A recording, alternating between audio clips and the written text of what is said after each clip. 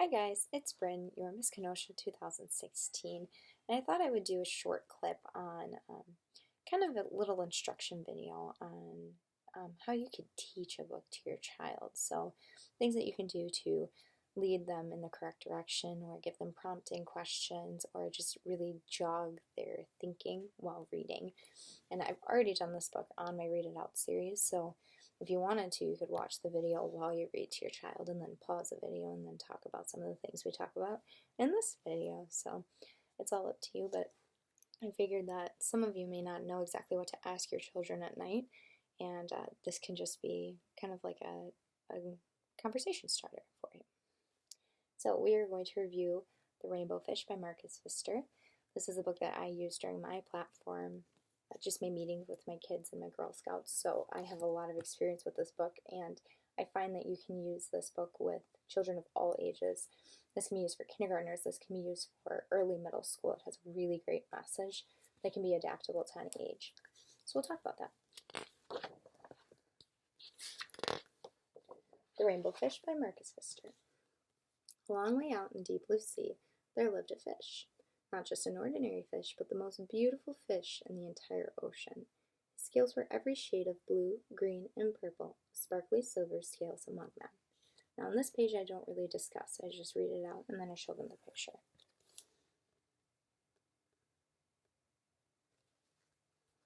And continue on with the story. The other fish were amazed at his beauty. They called him Rainbow Fish. "Come on, Rainbow Fish," they would call. "Come and play with us." But Rainbow Fish would just glide past, proud and silent, letting his scales shimmer.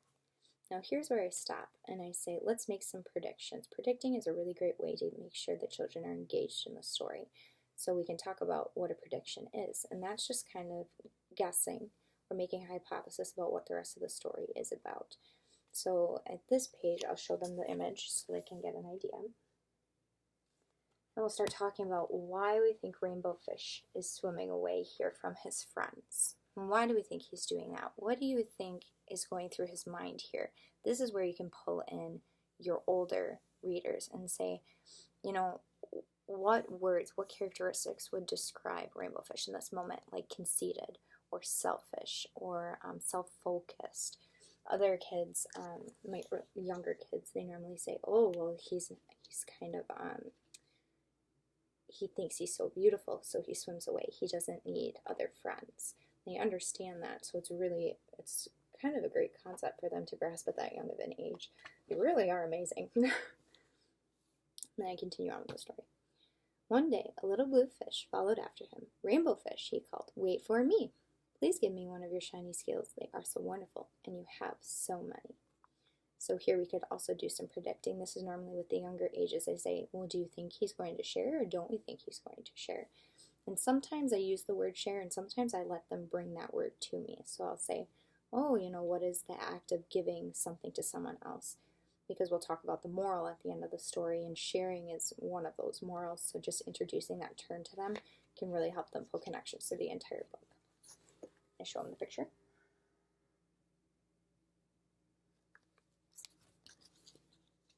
And we'll make our predictions on yes or no. Maybe he'll share. "You want me to give you one of my special scales. Who do you think you are?" cried Rainbow Fish. "Get away from me." Shocked, the little blue fish swam away. He was so upset. He told all his friends what happened. From then on, no one would have anything to do with the Rainbow Fish. They turned away when he swam by. I'll show them the picture. You can talk about the image here. Rainbow Fish is all by himself and all the fish are swimming away. And just a few pages back, it was the opposite, where Rainbow Fish was swimming away and all of the other fish were staying around and watching him. So we can talk about what changed here. What did he do that made all of the other fish swim away? Well, he didn't share, right? So one of the exercises that I'll have them do is I will have them count the amount of scales that Rainbow Fish has. And on the front, he has about 13. So we normally double that, and we say, look at how many scales he has. And the fact that he wouldn't even share just one, that's what makes it sad. Because, you know, if you have one candy bar and you only have one piece, you can't be expected to share that all the time. Sometimes it's just your special item. But Rainbow Fish has so many, and that's mentioned in the text. So we can talk about that as well, and how he doesn't share with his friends. that just makes him seem more of the antagonist rather than the protagonist that just won't share. He has a lot, and he has enough to go around to share with all the rest of the fish. So that's another conversation point you could pull in here. What good are dazzling, shimmering scales with no one to admire them? Now he was the loneliest fish in the entire ocean.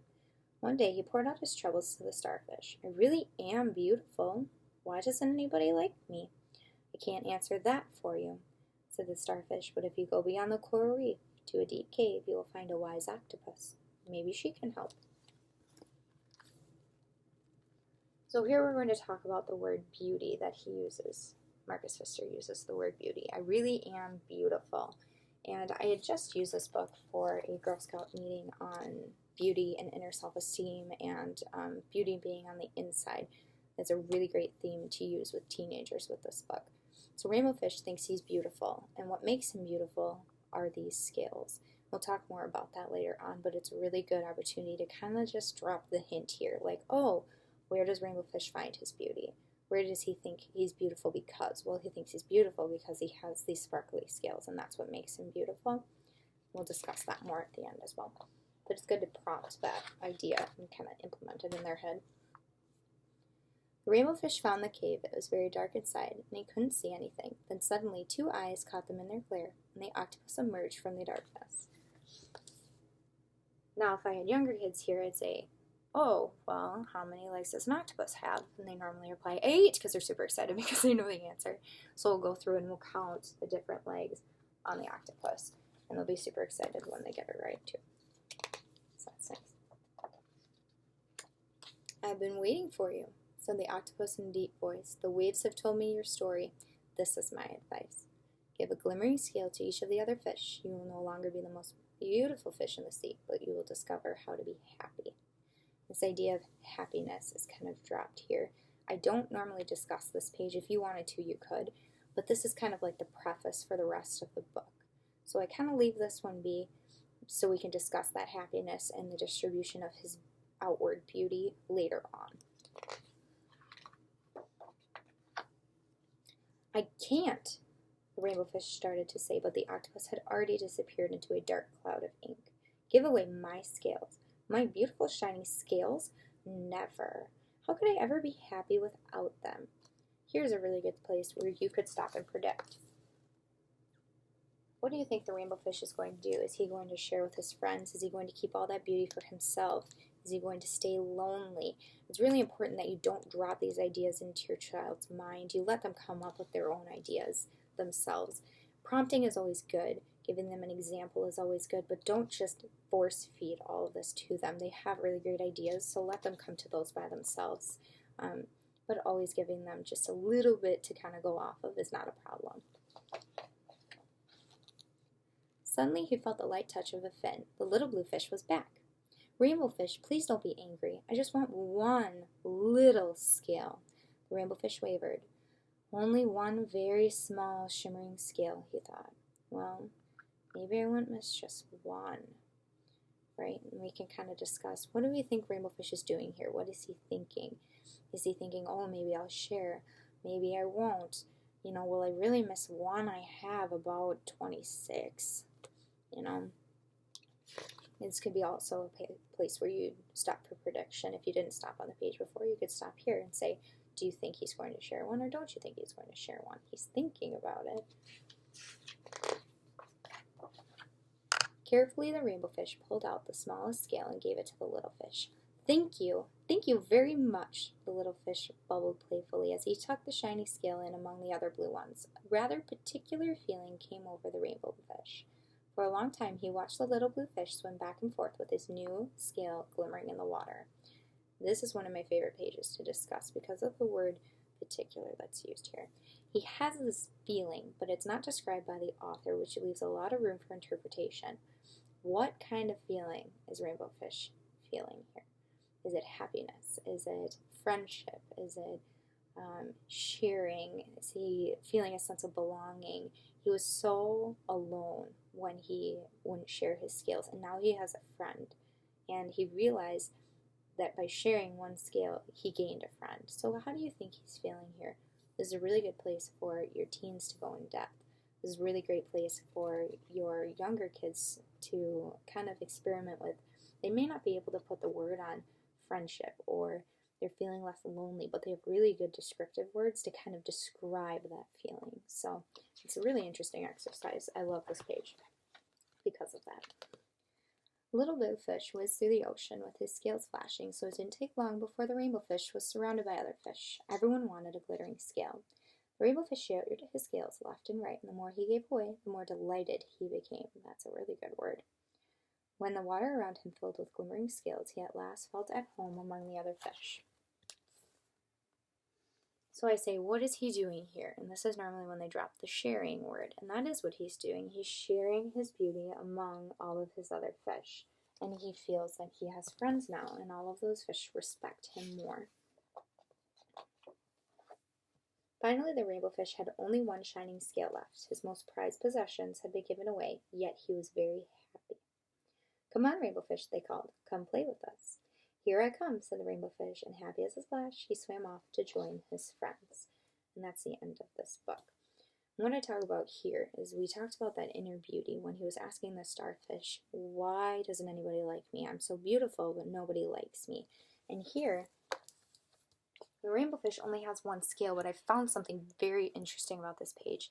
I had asked, I think, up to 6 groups of 6 girls at this Girl Scout meeting, which Rainbow Fish is more beautiful, this one or the one on the cover here? And 95% of them, even 98% of them said this Rainbow Fish. And that was really touching to me. You think about kids and, these sparkly things, they're so beautiful. They always have their headbands and their bows, and I'm huge into bows, huge into headbands.